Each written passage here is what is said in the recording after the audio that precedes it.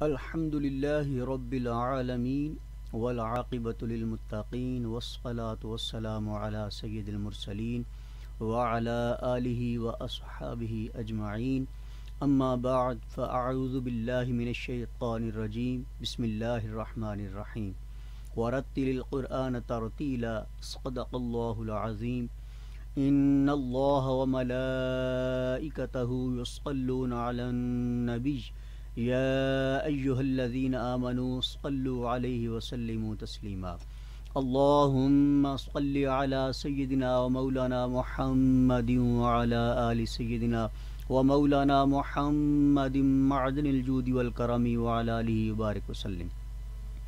Programme online Quran learning classes میں آپ کا میزبان قاری محمد طاہر عباس حاضر خدمت ہے۔ السلام علیکم ورحمۃ اللہ، آپ کو خوش آمدید کہتا ہے۔ سامعین، یہ پروگرام آپ روزانہ دن میں 4 سے 5 بجے ویو FM 96.6 کے پلیٹ فارم سے سماعت فرماتے ہیں۔ آج بھی اسی پلیٹ فارم سے آپ سماعت فرما رہے ہیں، اور ہمارے رابطے کا نمبر ہوا کرتا ہے 0334 19 66 966، اور اس پروگرام کو آپ یوٹیوب اور فیس بک پر بھی دیکھ سکتے ہیں، سن سکتے ہیں، اور ہمارا پیج ہے ویو FM 96.6 یعنی WAVE 96.6۔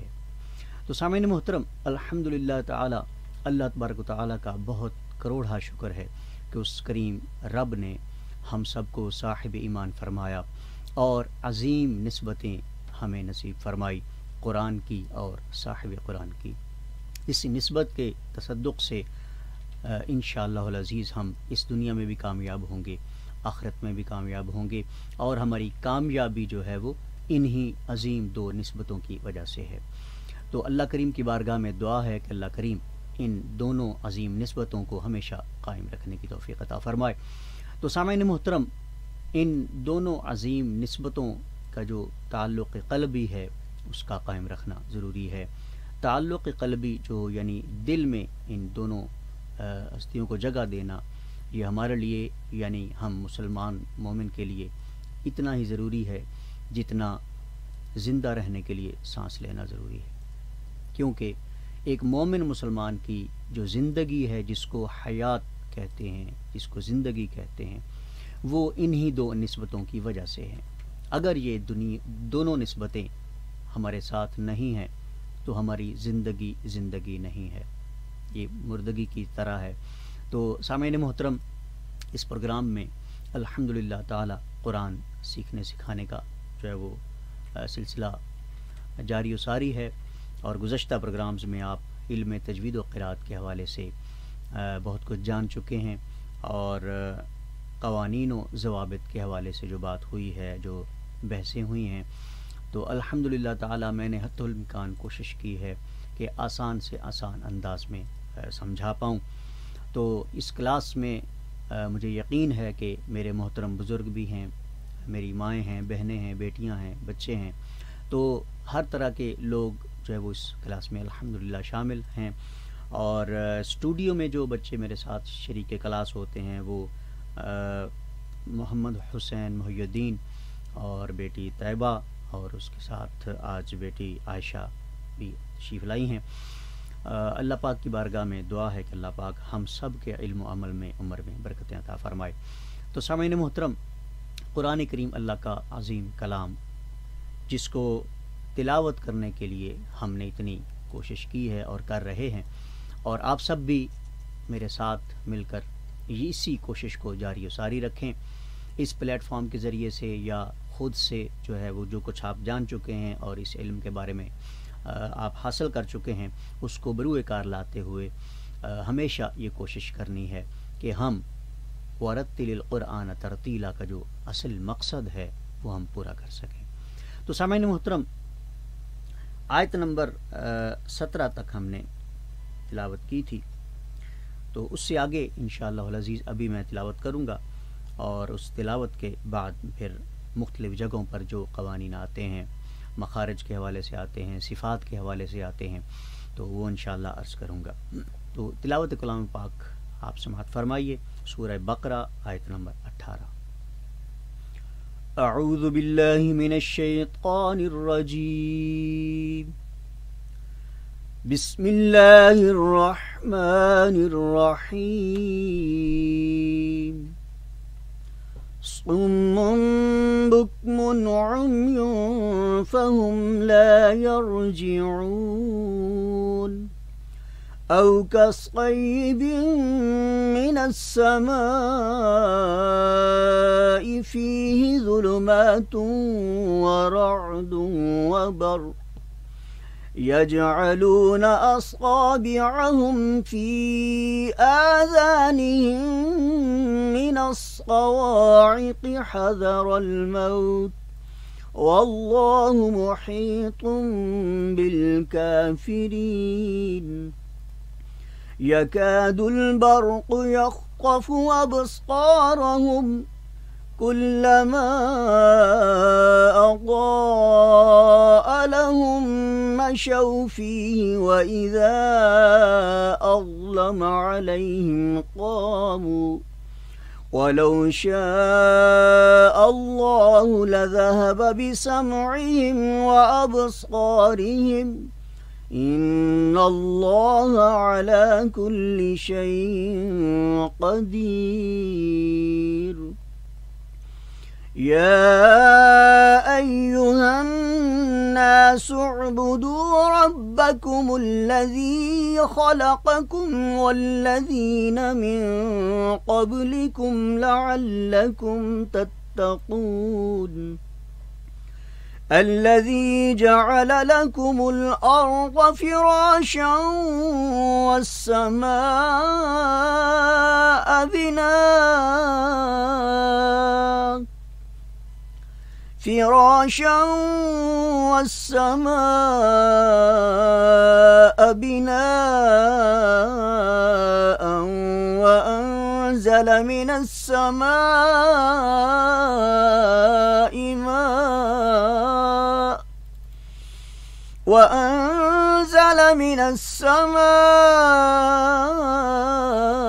ماء فأخرج به من الثمرات رزقا لكم فلا تجعلوا لله أندادا وأنتم تعلمون.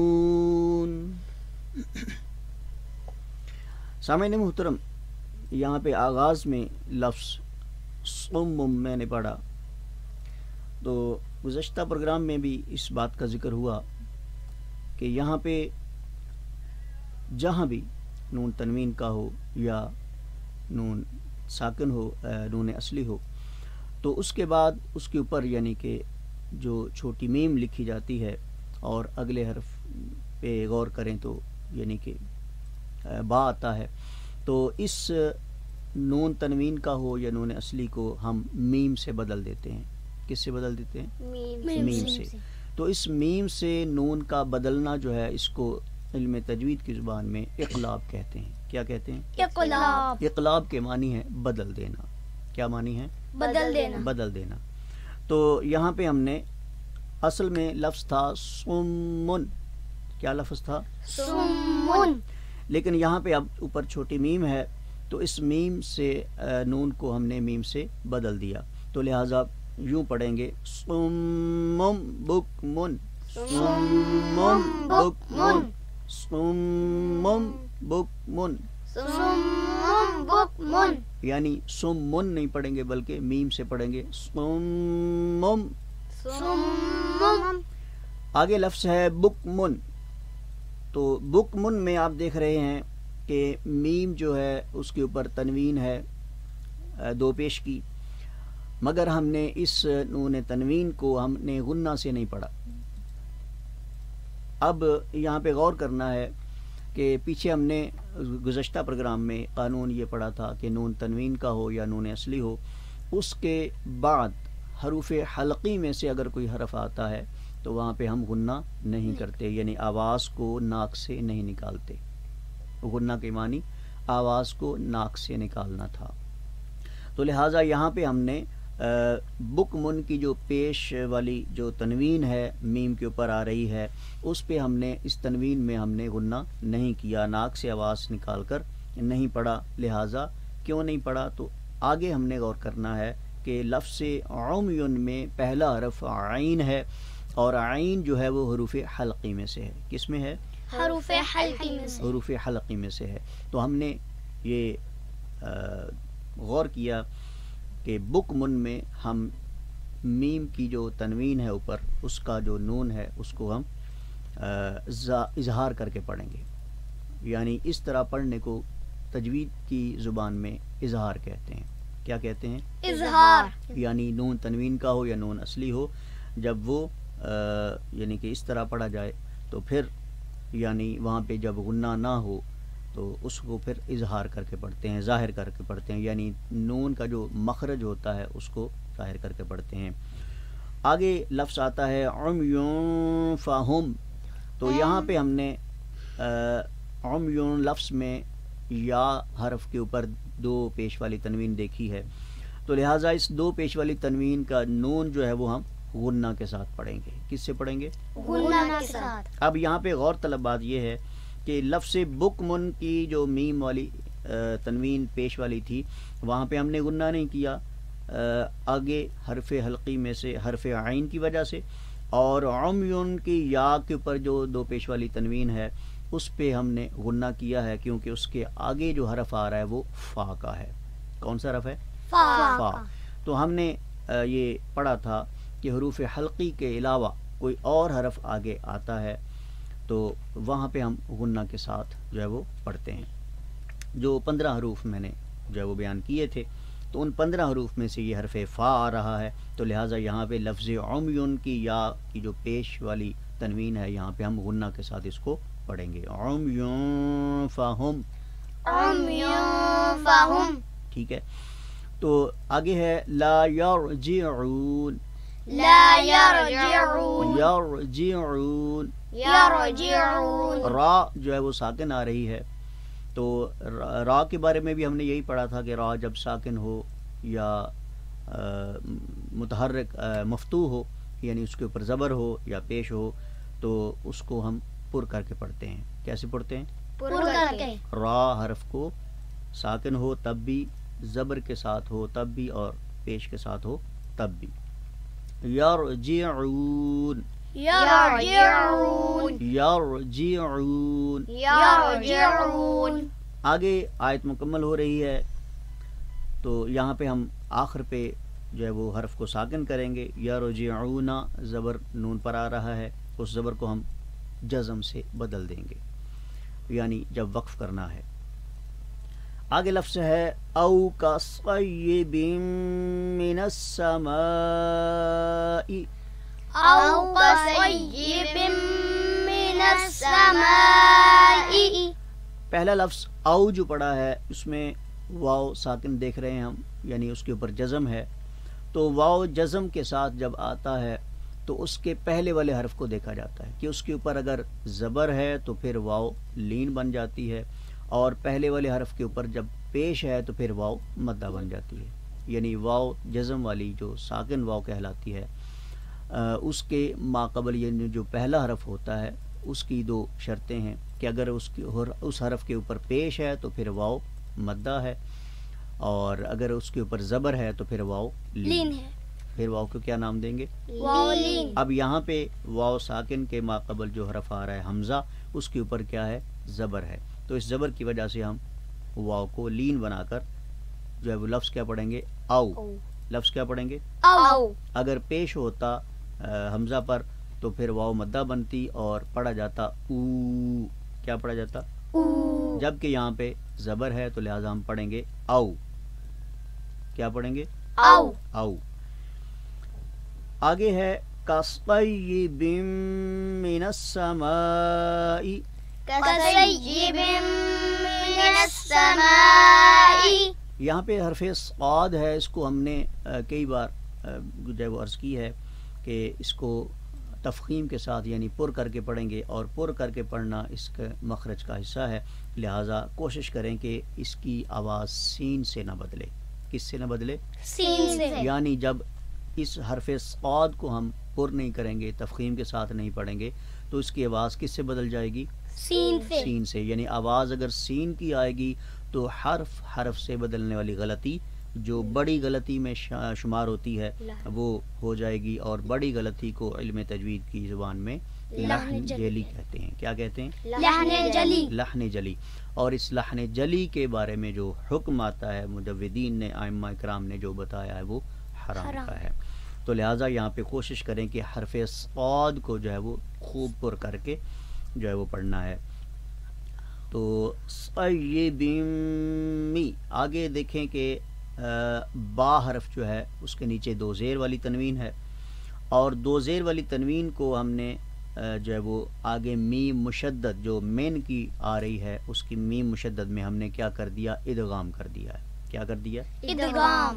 تو ہم نے جو ادغام کے حوالے سے پڑھا تھا کہ حروف یرملون جو میں نے 6 حروف بتائے تھے جو ان کا مجموعہ یرملون بنتا ہے، تو اس میں حرف میم کے بارے میں ہم نے یہی پڑھا تھا کہ نون تنوین کا ہو یا نون اصلی ہو تو اس کے آگے اگر میم مشدد آتی ہے تو ہم اس نون کو اس میم میں مدغم کر دیتے ہیں۔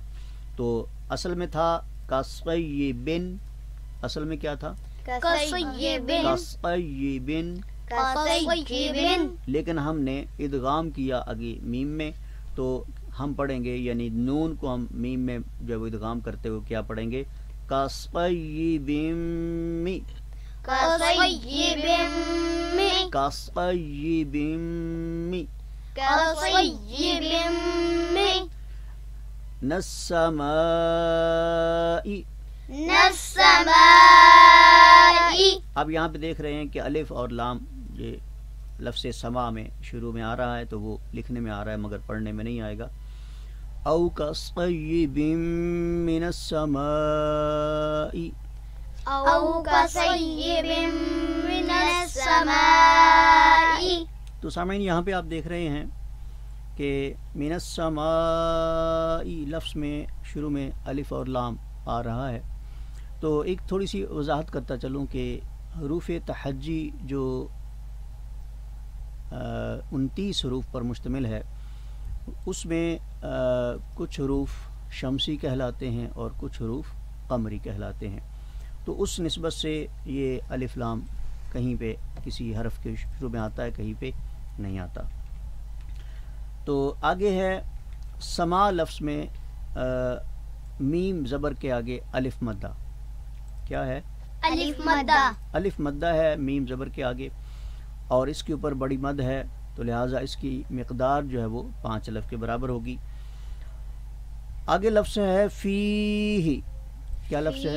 فیہ، یہاں پہ حرف فا جو ہے اس کے نیچے زیر ہے، اور اس کے آگے والا جو حرف ہے وہ یا ساکن ہے، تو یا ساکن کا جو پہلا حرف ہوتا ہے یعنی جس کو ما قبل کہتے ہیں، اس کے حرف کے نیچے جو ہے وہ زیر ہو تو پھر یا کو ہم ساکن کہیں گے، یا مدہ۔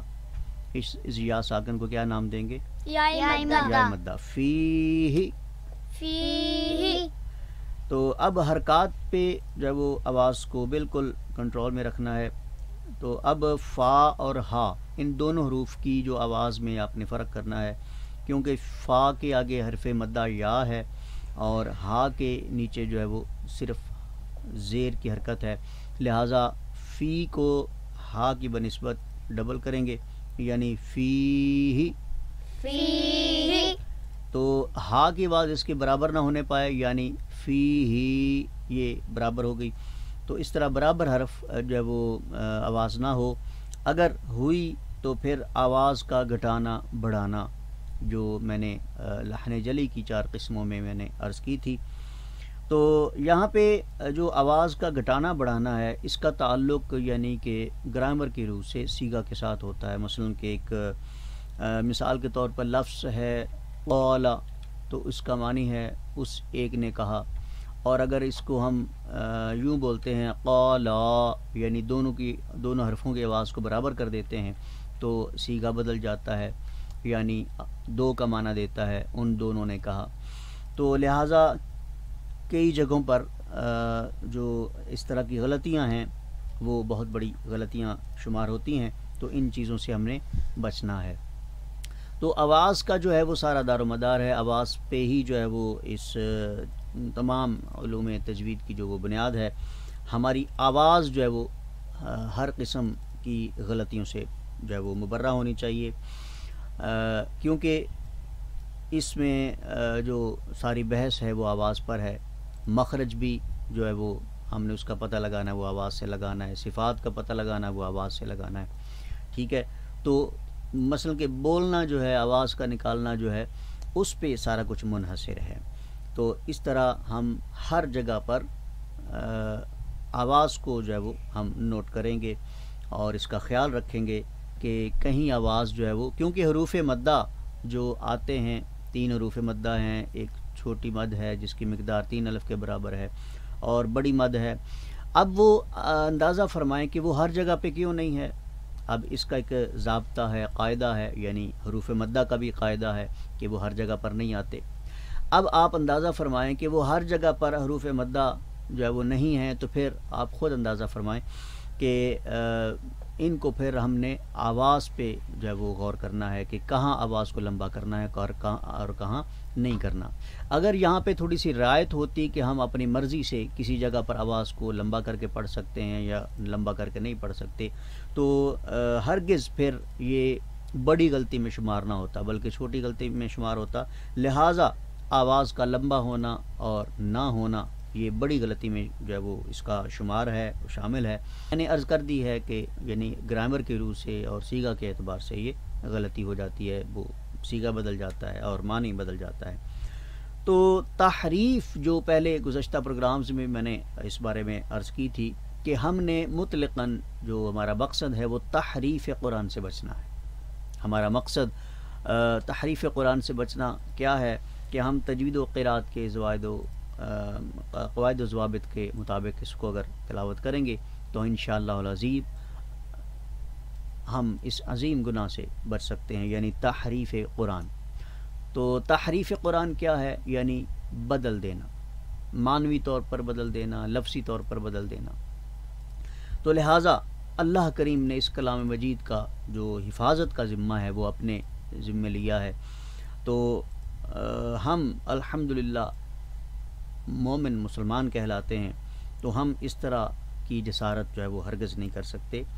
تو لہٰذا ہمارے پڑھنے پر اور تلاوت کرنے پر انحصار ہے کہ اس میں ہم جو ہے وہ اس طرح کی غلطی اور تحریف سے کیسے بچیں گے۔ آگے لفظ ہے ظلمات و، ظلمات و، کیا پڑھیں گے؟ ظلمات و۔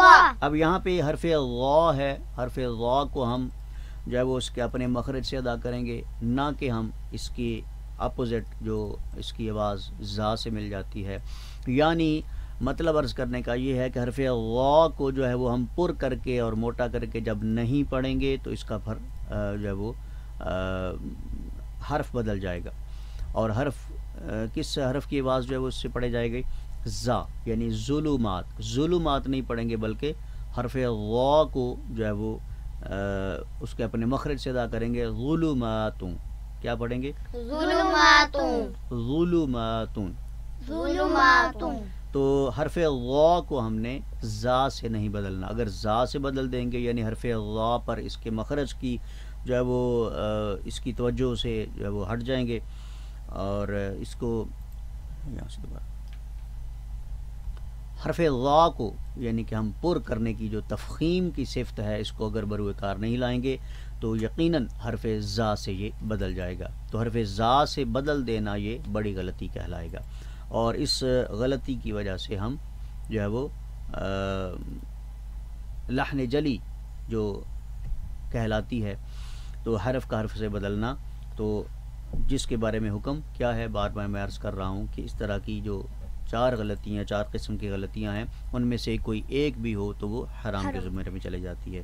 تو تلاوت قرآن کریم ایک نیک اور عظیم عمل ہے، تو اس میں پھر حرام کا شائبہ بھی نہیں ہونا چاہیے، بلکہ مکروہ کا بھی شائبہ نہیں ہونا چاہیے، حرام تو بہت دور کی بات ہے، کیونکہ صفات جو ہیں وہ ان کا خیال نہ رکھنا، ان کا لحاظ نہ رکھنا، تو یقیناً جو صفتی یعنی لحن خفی چھوٹی غلطی جس کے بارے میں مکروہ کا حکم ہے، مگر ہم نے اس سے بھی بچنا ہے، یعنی یہ نہیں سوچنا، یہ ذہن میں بات نہیں لانی کہ چلو کوئی بات نہیں یہ مکروہ ہی ہے، حرام تو نہیں ہے، ٹھیک ہے۔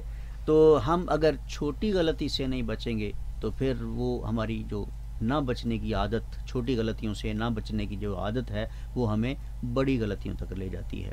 اور عموماً ایسا ہی ہوتا ہے کہ جب ہم چھوٹے گناہ کو جو ہے وہ غور میں نہیں لاتے، اس کو نظر انداز کر دیتے ہیں کہ کوئی بات نہیں، چھوٹا گناہ ہے، چھوٹی غلطی ہے، تو پھر ہماری وہ چھوٹی غلطی پہ غلطی جو ہے وہ اس کی پھر در پہ جو وہ غلطی کا کرنا جو ہے وہ ہمیں پھر عادت ہماری وہ بن جاتی ہے، اور وہ عادت ہمیں بڑی غلطی تک لے جاتی ہے.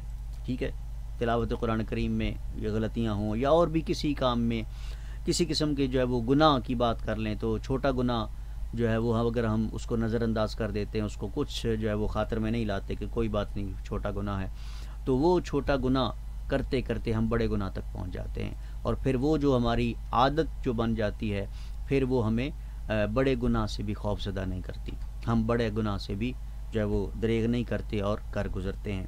تو لہٰذا کوشش یہ کرنی چاہیے کہ چھوٹی غلطی کو زیادہ سمجھیں، یعنی اس کو لحن خفی سمجھ کر، یعنی مکروہ سمجھ کر اس کو نظر انداز ہرگز نہ کریں کہ صفتی غلطی ہے. یعنی جس طرح میں نے یہاں پہ حرف غا کے پر کرنے کی بات کی ہے، تو اس کو آپ چھوٹی غلطی ہرگز نہ سمجھیں، بلکہ یہ بڑی غلطی ہے، یعنی غا کا پر نہ کرنا، کیونکہ پر نہ کرنے کی وجہ سے اس کا مخرج مکمل نہیں ہوتا اور یہ حرف زا سے بدل جاتا ہے. ٹھیک ہے، تو جیسے میں پہلے عرض کر چکا ہوں کہ کچھ حروف ایسے ہیں کہ ان کی تفخیم جو ہے، یعنی ان کا پر پڑھنا جو ہے وہ ان کے مخرج کا حصہ ہے. تو ظلماتن لفظ جو ہے اس میں غا کے اوپر بھی پیش ہے، لام کے اوپر بھی پیش ہے، دونوں حروف کی آواز جو ہے وہ برابر ہوگی. ان میں سے کسی حرف کو آپ لمبا کر کے نہیں پڑھیں گے، کیونکہ یہاں پہ کوئی کسی قسم کی حرف مدہ جو ہے وہ نہیں ہے. تو ظلمات یہ دونوں انداز غلط ہیں. لہٰذا کیونکہ عموماً عام مجہول جب پڑھا جاتا ہے قرآن کریم تو اس طرح کی غلطیاں ہو جاتی ہیں. تو ظلمات اگر آپ پڑھیں گے تو ظاہری بات ہے کہ اس میں بھی آواز کا بڑھانا ہے. تو آواز کا جب بڑھانا ہوگا تو آپ اندازہ فرمائیں کہ اگر آپ ظلماتن پڑھتے ہیں تو لام کی جو پیش ہے اس کے آگے واو مدہ پیدا ہو جاتی ہے. ٹھیک ہے، یعنی پیش کی آواز کے تھوڑا سا زیادہ ہونے کی وجہ سے حرف مدہ پیدا ہو جاتا ہے. تو لہٰذا اس سے ہم نے بچنا ہے. تو آواز کو بالکل کنٹرول میں رکھ کر ظلما، کیا لفظ پڑھیں گے؟ ظلما، یعنی ذا کی اور لام کی جو پیش ہے ان کو دونوں کو برابر آواز سے پڑھیں گے. آگے میم پر کھڑا زبر ہے تو کھڑا زبر الف مدہ کے برابر ہوتا ہے. ظلماتن کیا لفظ پڑھیں گے؟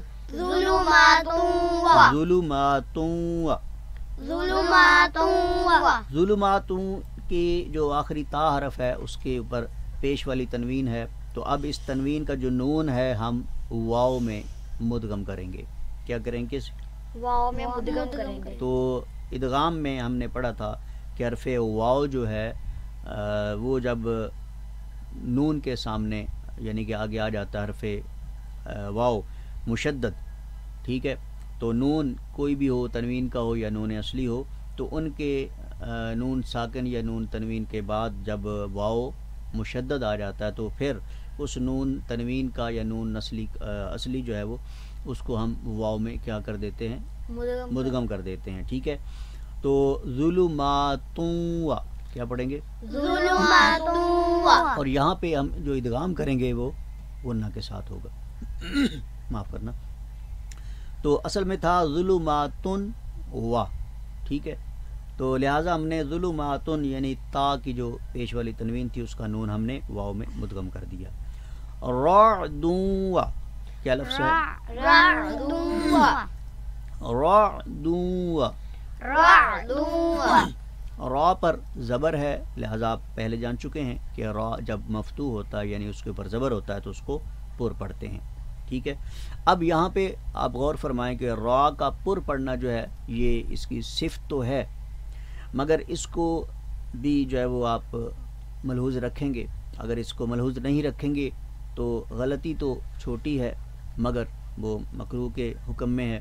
تو لیکن اس کو آپ ہرگز نظر انداز نہیں کریں، کیونکہ میں عرض کر چکا ہوں کہ چھوٹی غلطی کو آپ نظر انداز کریں گے تو پھر بڑی غلطی سے بھی آپ دریغ نہیں کریں گے. रअदुन। रअदुन लफ्ज़ रअदुन के दाल के ऊपर आखिर में जो वो तनवीन आ रही है दो पेश वाली, तो उसका जो नून है तनवीन का वो हमने वाव में पहले की तरह जिस तरह हमने ज़ुलुमातुन के तनवीन के नून को वाव में मिलाया, वाव मुशद्दद में, तो यहाँ भी हम उसी तरह बिल्कुल हू बहू नून तनवीन का जो है वो वाव में मुदगम कर देते हैं। बरक़ुन, बरक़ुन आगे लफ्ज़ है बरक़ुन, बरक़ुन तो रा जो है यहाँ पे साकिन है यानी इसके ऊपर जज़म है, तो जब रा जज़म वाला होता है, जज़म के साथ होता है और यानी साकिन होता है, तो फिर भी हम इस रा को पुर करके पढ़ते हैं, मोटा करके पढ़ते हैं। बरक़ु, बरक़ु यहाँ पे आप देख रहे हैं कि हरफे जो लफ्ज़ बर्क़ जो है उसके आगे अलामत वक्फ़ जो है वो जायज़, यानी अलामत वक्फ़ जायज़ की जो अलामत आ रही है वो जीम है, ठीक है। वक्फ़ जायज़ की जो अलामत है वो कौन सी है? जीम। तो यहाँ पे आप वक्फ़ कर सकते हैं, ठीक है। रअदुन व बर्क़, रअदुन व बर्क़।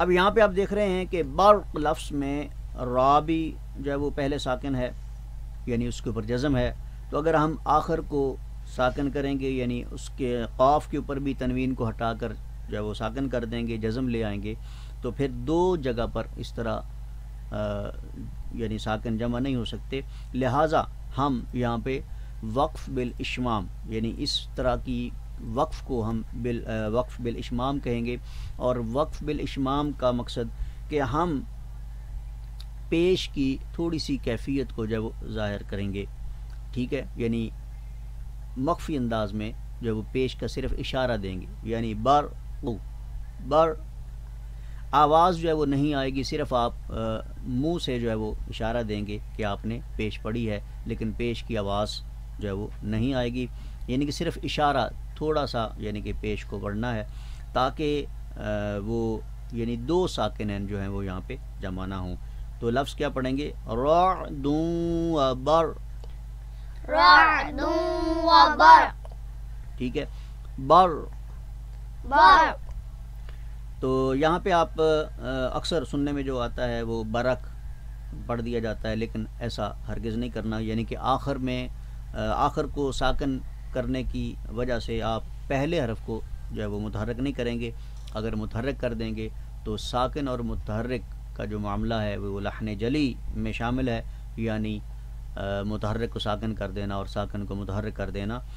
तो ये मैं अर्ज़ करता चलूँ कि हरकात तीन हैं, ज़बर ज़ेर पेश, यानी कि ज़बर ज़ेर और पेश को हरकात कहते हैं, और एक हरकत को यानी कि एक ज़बर को हरकत कहते हैं, और हरकत की जमा हरकात है, और फिर इन हरकात की वजह से हम जो है वो हरूफ को मुतहर्रिक कहते हैं, ठीक है। यानी जिस हरफ पर, किसी भी हरफ पर, कहीं भी किसी जगह पर भी ज़बर हो, ज़ेर हो, पेश हो, यानी तीनों हरकात में से कोई हरकत होती है, तो उस हरकत की वजह से उस हरफ को हम मुतहर्रिक कहते हैं। क्या कहते हैं? मुतहर्रिक। उस हरफ को क्या कहते हैं? मुतहर्रिक। मुतहर्रिक। तो इसका मद्दे मुकाबिल जो है वो जज़म है, हरकत का दूसरा जो हिस्सा है, हरकत का जो अपोजिट है वो जज़म है, ठीक है। जिस हरफ के ऊपर जज़म आता है उसको साकिन कहते हैं। क्या कहते हैं? साकिन। साकिन कहते हैं। तो यहाँ पे मैं अर्ज़ कर रहा हूँ कि अगर आप बर्क़ लफ्ज़ के अंदर जो रा है उसको अगर आप मुतहर्रिक कर देते हैं, यानी उसके ऊपर ज़बर पढ़ देते हैं, तो ये लहन जली बड़ी गलती जो है वो हो जाएगी। आगे लफ्ज़ है यजअलूना, यजअलूना, यजअलूना। यजअलूना। यहाँ पे आप देख रहे हैं कि या हर्फ और जीम ये दोनों का मखरज एक ही है, और कौन सा मखरज है? वस्ते लिसान, यानी कि जो ज़ुबान का दरमियानी हिस्सा है उसके बिलमुकाबिल ऊपर वाला तालु, ठीक है। तो दोनों हरूफ का मखरज एक ही है, यानी दोनों हरूफ मुत्तहिदुल मखरज हैं, लिहाजा यहाँ पे हम हरफे जीम को जो है वो उभार कर पढ़ेंगे, क्योंकि जीम का जो हरफ है यहाँ पे साकिन है, यानी इसके ऊपर जज़म है। तो मैंने गुज़श्ता प्रोग्राम में बताया था کہ 5 حروف ایسے ہیں، کتنے؟ 5. یہ میں ہر بات جو ہے وہ، ہر قانون اور ہر چیز جو ہے وہ ساتھ ساتھ جو ہے وہ دہرا اس لیے رہا ہوں کہ آپ کو تمام باتیں جو ہیں وہ ساتھ ساتھ ذہن نشین ہوتی رہیں، کیونکہ یہ جو علم ہے یہ ہمارے ساتھ ہمیشہ تک رہے گا۔ تو سامعین محترم، یجعلون لفظ میں ہم جیم پر آواز کو ابھار کر پڑھیں گے، کیونکہ قطب جدن جو ہم نے حروف قلقلہ 5 کے بارے میں پڑھا تھا، تو ان 5 میں سے یہ حرف جیم جو ہے وہ آ رہا ہے۔ تو حرف جیم پر کیا کریں گے؟ ہم جزم کی وجہ سے اس کو قلقلہ کے ساتھ پڑھیں گے، یعنی ابھار کر پڑھنا قلقلہ کہلاتا ہے علم تجوید کی زبان میں۔ کیا کہلاتا ہے؟ قلقلہ، ٹھیک ہے۔ قطب جدن، قاف، قا، با، جیم، دال، یہ 5 حروف ہیں۔ جب یہ ساکن ہوتے ہیں، جب ان کے اوپر جزم آتا ہے تو ہم ان کو کیا کرتے ہیں؟ ابھار کر جنبش کے ساتھ پڑھتے ہیں۔ اصابعہم، أصابعهم اصابعہم، أصابعهم فی آذانی، في آذان فی میں آپ دیکھ رہے ہیں کہ یا مدہ کے اوپر چھوٹی مد ہے جس کی آواز 3 الف کے برابر ہے۔ آذانہم من الصواعق، آذانهم من الصواعق آپ دیکھ رہے ہیں آذانہم کا جو آخری حرف ہے میم، اس میم کو آپ دیکھ رہے ہیں کہ اس کے اوپر جزم ہے، تو لہٰذا اس جزم والی میم کو ہم آگے مشدد میم میں ملا رہے ہیں، متحرک میم میں ملا رہے ہیں، اور یوں میم کا میم میں ادغام ہو گیا، ٹھیک ہے۔ تو آذانہم من الصواعق، آذانهم من الصواعق ٹھیک ہے۔ واو کو ہم فا کے مخرج سے ادا نہیں کریں گے، بلکہ ہونٹوں کو گول کر کے نہ تمام ملانے سے واو کو ادا کریں گے، اور صاد کو پر کر کے تفخیم کے ساتھ پڑھیں گے۔ حذر الموت، حذر الموت حذر الموت، حذر الموت را کے اوپر زبر ہے لہذا اس کو پر کر کے پڑھیں گے، اور لفظ موت میں جو واو ساکن آ رہی ہے یہ حرف لین کہلائے گی، کیونکہ اس کا ماقبل کیا ہے؟ مفتوح ہے، یعنی زبر والا ہے۔ واللہ، واللہ یہاں پہ لفظ اللہ کا جو لام ہے اس کو ہم پر پڑھیں گے، کیوں؟ اس لیے کہ اس کا ماقبل جو پہلا والا حرف ہے اس کے ساتھ ملا رہے ہیں وہ مفتوح ہے، یعنی اس کے اوپر زبر ہے۔ تو ہم پیچھے پڑھ چکے ہیں کہ لفظ اللہ کا لام جو اس سے حرف جو پہلے والا حرف ملایا جائے اس کے اوپر زبر ہو یا پیش ہو تو لفظ اللہ کا لام پر پڑھا جاتا ہے۔ محیط بالکافرین، محیط بالکافرین، یہاں پہ لفظ محیطم میں ہم نے دیکھا کہ قا حرف پر تنوین آ رہی ہے پیش والی، اور اس کے اوپر پھر میم ہے چھوٹی، تو لہٰذا ہم نے جو حرف قا پر میم جو تنوین تھی اس کا جو نون ہے وہ ہم نے میم سے بدل دیا۔ کس سے بدل دیا؟ میم سے بدل، میم سے بدل کر ہم نے یہ اس کے بدلنے کو یعنی کہ اقلاب کہتے ہیں، تو ہم نے یہاں پہ اقلاب کیا ہے۔ تو محیطم بالکافرین، محیط بالکافرین، محیطم بالکافرین۔ محیط بالکافرین۔ تو سامعین، اس طرح ہمیشہ ہم کوشش کرتے رہیں گے کہ ہم ہر چیز کو واضح اور آسان انداز میں جو ہے وہ آپ کے سامنے پیش کرتے رہیں، تو کہیں کوئی کمی بیشی رہ بھی جائے تو اللہ تعالیٰ مجھے بھی معاف فرمائے اور آپ سب کو بھی معاف فرمائے۔ تو انسان ہونے کے ناطے کمی بیشی رہ جاتی ہے، رہ سکتی ہے۔ تو آج کا programme online Quran learning classes ختم ہوا چاہتا ہے۔ اپنے میزبان قاری محمد طاہر عباس کو اجازت دیجیے، اللہ نے کے بعد۔